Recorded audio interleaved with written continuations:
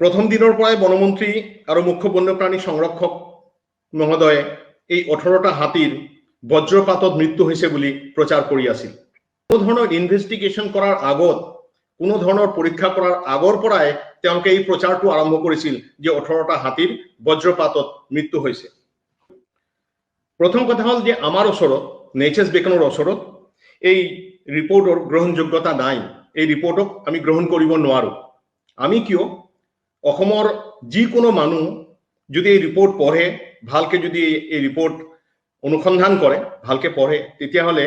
কোনেও এই ৰিপৰ্টটো গ্ৰহণ কৰিব নোৱাৰিব। এই ৰিপৰ্ট মনে খাজা, ভুল তথ্য, ম্যানিপুলেটেড, মানুহক বিভ্ৰান্ত কৰাৰ কাৰণে মিছা কথা কৈ পেলাই এই ৰিপৰ্ট বনোৱা হৈছে। প্ৰথম কথা হল এই যে 10 জনীয়া অনুসন্ধান সমিতিৰ এজনো বিদ্যুৎ বিষয়ক এক্সপাৰ্ট নহয়, ইলেকট্ৰিক্যাল ইঞ্জিনিয়াৰ নহয়, বিদ্যুৎ সম্পৰ্কে তেওঁলোকৰ কোনো জ্ঞান নাই, এজনো বজ্ৰপাত সম্পৰ্কীয় বিশেষজ্ঞ নহয়, বজ্ৰপাত সম্পৰ্কে কোনো ধৰণৰ অনুসন্ধান তেওঁলোকে কৰা নাই। এটো মোৰ কথা নহয়, এই ৰিপোৰ্ট মতে বজ্ৰপাত সম্পৰ্কে কোনো ধৰণৰ টেস্ট, কোনো ধৰণৰ অনুসন্ধান, কোনো ধৰণৰ পৰীক্ষা নিৰীক্ষা তেওঁলোকে কৰা নাই।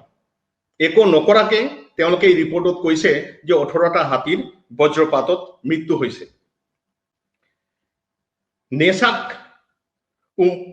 বুলি যিটো সংগঠনৰ, যিটো মেট্ৰলজিক্যাল সেন্টাৰৰ নিচিনা যিসকলে বজ্ৰপাত সংক্ৰান্তীয় এইবোৰ ডাটা কালেকশন কৰে, তেওঁলোকৰ এটা ৰিপৰ্ট ইয়াতে কৈছে, আৰু তেওঁলোকে মিছা কথা কৈছে যে তেওঁলোকে ষ্টাডি কৰিছে। নেসাকে বলে ষ্টাডি কৰিছে, ষ্টাডি কৰি পেলাই কৈছে যে ইয়াতে বজ্ৰপাত হৈছে আৰু তাৰ কাৰণে 18টা হাতী মৰিছে। কিন্তু এই ৰিপৰ্টখন চাব, পাব্লিক ডোমেইনতো আছে, এই ৰিপৰ্টত নেসাকৰ কোন মানুহ ষ্টাডি কৰিলে, কোন মানুহ ইনভেস্টিগেশন কৰিলে, কোনে কলে, একো নাই, নাম পৰ্যন্ত নাই। নেসাকৰ পৰা কোনো সিল নাই, কোনো সহি নাই। একচুয়ালি নেসাকে এইবোৰ কোৱাই নাই। নেসাকৰ নাম লৈ পেলাই মিছাকে এই ৰিপৰ্টত কথাবোৰ সমাই দিয়া আছে। মানুহক বিপথে পৰিচালিত কৰাৰ এটা কাৰবাৰ এই ৰিপৰ্টটোত কৰিছে। অকল এইটো বুলি নহয়, ইয়াতে IUCNৰ নাম লোৱা হৈছে এই ৰিপৰ্টটোত, বেলেগ বেলেগ কিছুমান অৰ্গানাইজেশ্যনৰ নাম লোৱা হৈছে। মানুহক এইটো পতিয়ান দিয়াব বিচাৰিছে যে আমি বহু অৰ্গানাইজেশ্যনৰ লগত কথা পাতিলো, বহুত ন্যাশনাল ইন্টাৰনেশনাল অৰ্গানাইজেশ্যনে কলে যে বজ্ৰপাতৰ ফলতে মৃত্যু হৈছে। এই ভুল ধাৰণাটো, এই চালাকিটো ইয়াতে কৰা হৈছে। কিন্তু কোনো অৰ্গানাইজেশন, IUCNৰ পৰা আৰম্ভ কৰি পেলাই কোনো অৰ্গানাইজেশন, কোনো ন্যাশনাল ইন্টাৰনেশনাল অৰ্গানাইজেশন কোৱা নাই যে হাতীৰ বজ্ৰপাতত মৃত্যু হৈছে। তেওঁলোকৰ কোনো চিঠি ইয়াতে দিয়া হোৱা নাই, এনেক্সাৰত দিয়া হোৱা নাই, তেওঁলোকৰ কোনো কৰসপন্ডেন্ট ইয়াতে দিয়া হোৱা নাই, একো কৰা নাই। সেইটো এটা মিছা কথা। অকল সেই ডাঙৰ ডাঙৰ অৰ্গানাইজেশন IUCN ইত্যাদিৰ নাম লোৱা হৈছে এই কাৰণে যাতে সাধাৰণ মানুহ আৰু জাৰ্নালিষ্টৰ মনত এটা ধাৰণা হয়, ও সিহঁতে তেওঁলোকৰ লগত কথা পাতিছে আৰু তেওঁলোকেও কৈছে বজ্ৰপাত হৈছে। সেইটো সম্পূৰ্ণ এটা মিছা কথা। এই ৰিপৰ্টখনত কোৱা হৈছে, কন্ট্ৰোল দি দেখুওৱা হৈছে, য'ত হাতী মৰিছিল সেই পাহাৰটোৰ সৰ্বোচ্চ উচ্চতা হল 240.79 মিটাৰ, অৰ্থাৎ 790 ফিট। সৰ্বোচ্চ পাহাড়টোৰ সবতকে ওখ ঠাইটোৰ উচ্চতা হল এইটো 240.79 মিটাৰ। কিন্তু একৰ পৰা 1 2 3 4 5 6 আৰু 8 নম্বৰ এই 7টা হাতীৰ পজিশন যে দিয়া হৈছে, 7টা হাতীক তেওঁলোকে পাইছে ক'ত? 240.8 পৰা 243.8 মিটাৰ। অৰ্থাৎ পাহাড়টোৰ উচ্চতা হল 790 ফিট, সিহঁতে 799.1 ফিটৰ ওপৰত হাতীবোৰ পাইছে। তাৰমানে হাতীবোৰ উন্নত অলমি আছে, তাৰমানে বতাহত পাইছে হাতীবোৰ। পাহাৰৰ যিটো উচ্চতা তাতকৈ ওপৰত পাইছে। এইবোৰ কেতিয়া হয়? যেতিয়া গজামিল দিয়ে, সিহঁতে বহুত ডাঙৰ ডাঙৰ হাইটেক দেখুৱাইছে, সিহঁতে GPS সাৰ্ভে কৰিছে, কিবা ড্ৰোন উৰাইছে, এইবোৰ মাথা মুন্ডু বহুত আবল তাবল কথা কৈছে। কিন্তু আমি যেতিয়া ডাটাবোৰ সব মিলাইছো, ডাটাবোৰ যেতিয়া আমি সব স্ক্ৰুটনি কৰিছো, তেতিয়া এইটো ওলাইছে যে তেওঁলোকে পাহাৰৰ কেউ বেছি উচ্চতাত হাতীবোৰ পাইছে। তা গম পোৱা যায় সেইটো এটা ক্ৰাইম, এটা অপৰাধ ঢাকিবলৈ এই কামটো তেওঁলোকে কৰিছে। হাতীবোৰৰ নাম্বাৰিং কৰা হল, 1 নম্বৰ হাতী, 2 নম্বৰ হাতী, এনেকে 1ৰ পৰা 18 লৈকে নাম্বাৰিং কৰা হল। কিন্তু যে দুটা হাতীৰ স্যাম্পল পঠালে, এই কোন দুটা হাতীৰ স্যাম্পল পঠালে সেইটো আকৌ নকলে ৰিপৰ্টটো, সেইটো লুকুৱাই দিলে। অৰ্থাৎ আপুনি বুজি নাপাব কোন দুটা হাতীৰ স্যাম্পল পঠোৱা হৈছিল। অৰ্থাৎ এই যে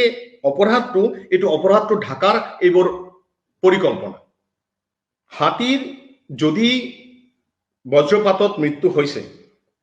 আমি যিমান বজ্ৰপাত এক্সপাৰ্টৰ লগত কথা পাতিছো যিমান লাইটনিং এক্সপাৰ্টৰ লগত কথা পাতিছো যিমান ইলেক্ট্ৰিকেল ইঞ্জিনিয়াৰ এণ্ড এক্সপাৰ্টৰ লগত কথা পাতিছো যিমান ভেটেৰিনাৰী ডক্টৰৰ লগত কথা পাতিছো প্ৰত্যেকে কৈছে যে যদি বজ্ৰপাতত মৃত্যু হয় হাতীৰ কিংবা যিকোনো প্ৰাণীৰ হিটো গৰু হোক ছাগলী হোক মহ হোক তাৰ হাৰ্টটো বচিজ হৈ যাব বন্ধ হৈ যাব লগে লগে আৰু তেওঁলোকে হাৰ্টটো পৰীক্ষা কৰা নাই তাৰ মানে হাৰ্টটো যদি পৰীক্ষা কৰে তেতিয়াহলে তো কথাটো ওলাই যাব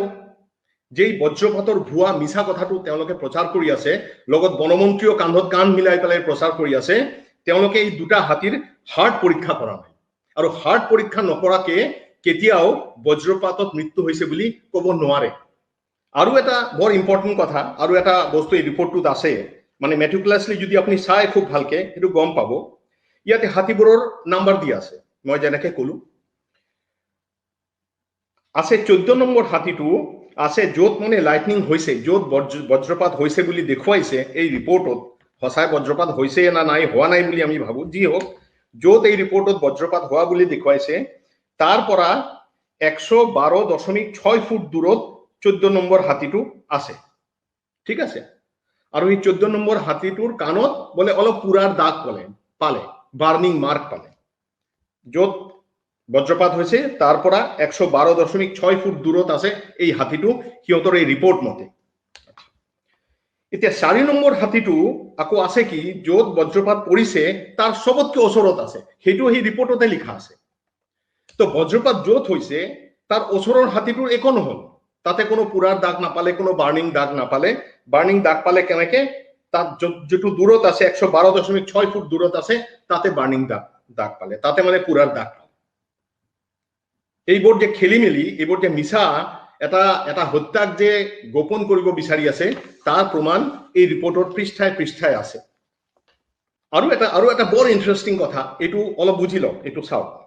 এই ৰিপৰ্টটোৰ এটা সিজাৰ লিষ্ট দিয়া আছে এই ৰিপৰ্টটোৰ পিছপিনে সেই সিজাৰ লিষ্টটোত প্ৰত্যেকটো হাতীৰ নাম্বাৰিং কৰা আছে আৰু প্ৰত্যেকটো হাতীৰ বয়স দিয়া আছে আৰু হেটো মেল না ফিমেল হেটো কথাও কোৱা আছে যেনেকা এলিফেন্ট নাম্বাৰ 1 তার বয়স 2 বছর হেতু ফিমেল এলিফেন্ট নাম্বার 2 তার বয়স 8 বছর হেতু মেল এলিফেন্ট নাম্বার 3 তার বয়স 1 বছর এটু মেল এলিফেন্ট নাম্বার 4 তার বয়স 2 বছর হেতু ফিমেল এনেকে 18টা হাতির তেনেকে দিয়া আছে এটা মোস্ট ইন্টারেস্টিং কথাটো এটু চাও এই যে 18টা হাতির ভিতৰত তাৰ মানে 2 বছৰৰ বাচ্চা আছে 3টা 2 বছৰৰ বাচ্চা 1 বছৰেৰ বাচ্চা আছে 2টা আৰ 5 পৰা 6 বছৰেৰ বাচ্চা আছে 6টা এই যে 18টা হাতিৰ ভিতৰত সবতকে বয়সীয়াল যেটো হাতি তাৰ বয়স মাত্ৰ 10 বছৰ হেতু আমি কোৱা নাই এই ৰিপৰ্টটোৱে কৈছে অৰ্থাৎ এই 18টা হাতিৰ ভিতৰত সবতকে বয়সীয়াল যেটো হাতি হেতু হল 10 বছৰ এতিয়া 10 বছৰ বয়সত সাধাৰণতে হাতি পোৱালি নিদিয়ে হাতি 110 বছর জীয়াই থাকে 10 বছর মানে হেতু বাচ্চা হাতি কম বয়সীয়া হাতি আপনি গুগল সার্চ কৰি চাব ট্ৰেচিৰ কিতাপ প্ৰেটাৰৰ কিতাপ চাব সবতে 15 বছৰ নৰমাল 15 বছৰৰ পৰা হাতি প্ৰসৱ বাচ্চা দিয়া আৰম্ভ কৰে তাৰ মানে ইন্টাৰেস্টিং কথাটো হল ইয়াতে 2 বছৰৰ বাচ্চা আছে 3টা 1 বছৰৰ বাচ্চা আছে 2টা তাৰ মানে হল 5টা 5 পৰা 6 বছৰৰ বাচ্চা আছে 6টা মানে 11টা বাচ্চা এই 11টা বাচ্চাৰ তো মা থাকিব 2 বছৰৰ বাচ্চাটো মা নোহাকে তো নাথাকিব এক হয় না নহয় 1 বছৰৰ বাচ্চা আছে 2টা মাক নোহাকে তো নাথাকিব তো এই যে বাচ্চাবোৰ যে মৰিলে ইয়াৰ মাবোৰ ক'ত গ'ল বাচ্চাবোৰ তো অকলে নাথাকে তাৰ মানে এটো প্ৰমাণ হয় যে যদি বজ্ৰপাতত ধৰি ললো যে যদি বজ্ৰপাতত মৃত্যু হল হয় তেতেলে মা কেটাৰো মৃত্যু হল হয় এই সৰু সৰু বাচ্চাবোৰ কিয় মৰিলে আৰু মাবোৰ ক'ত গ'ল তা আৰু এটো হিয়তৰ পৰা আমি টেবুলেশন কৰি লৈছো বস্তুটো তার মানে এই যে 11টা বাচ্চার মা তো থাকিব 5 বছর 6 বছর লৈকে হাতির মাটো ওচৰে থাকে আৰু 2 বছৰ আৰু 3 বছৰৰ বাচ্চা আছে 5টা অন্তত 5টা মা তো থাকিব লাগিব হিয়তৰ ৰিপৰ্ট মতে এটা ফিমেল আছে মাত্ৰ 10 বছৰ বয়স এটা ফিমেল আছে তো এটা ফিমেলে কি 5টা বাচ্চা দিছিলে তার মানে তার মা বৰ ক'ত গ'ল তাৰ মানে এইটো হৈছে বজ্ৰপাতত মৰিবই নোৱাৰে বজ্ৰপাতত মৰিলেতো মা কেইটাও মৰিলে হয় তাৰ মানে ইয়াতে কিবা এটা কৰিছে কৰবাত ইলেক্ট্ৰিক লাইট কাৰেন্ট সাৰেন্ট দিছে কৰবাত বুবি ট্ৰেপ কিবা কৰিছে আমি নাজানো কিবা কৰিছে আৰু বাচ্চাবোৰ যেহেতু কিউৰিয়াছ বেছি বাচ্চাবোৰৰ যেহেতু অভিজ্ঞতা কম সেই বাচ্চাবোৰ এইবোৰ লাৰা সাৰা কৰিছে কিবা কিবি খাইছে খাই বাচ্চা কেইটা মৰিছে আৰু মা কেইটা ডাঙৰ কেইটা তাৰ পৰা পলাইছে তো সিহঁতে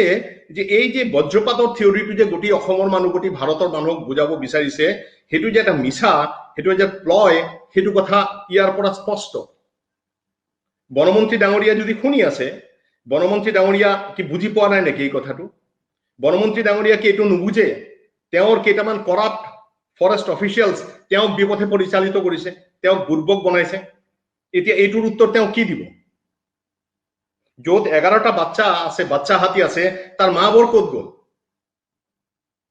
সিহঁতৰ তথ্যমতে সবতকে ডাঙৰ হাতীটোৰ বয়স 10 বছৰ তা মা বৰ যদি বজ্ৰপাতত মৰে ও বাচ্চাবোৰ আহি মৰিব নাকি আৰু মা বৰ মানে মা বৰৰ একো নহব মা বৰ তো বেছি অখ তো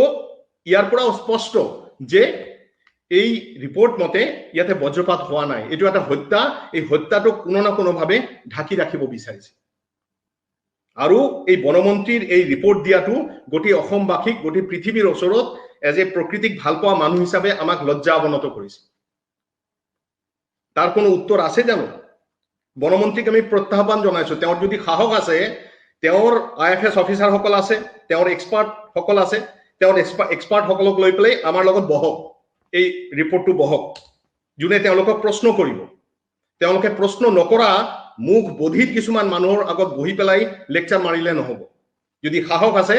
আমাৰ লগত বহক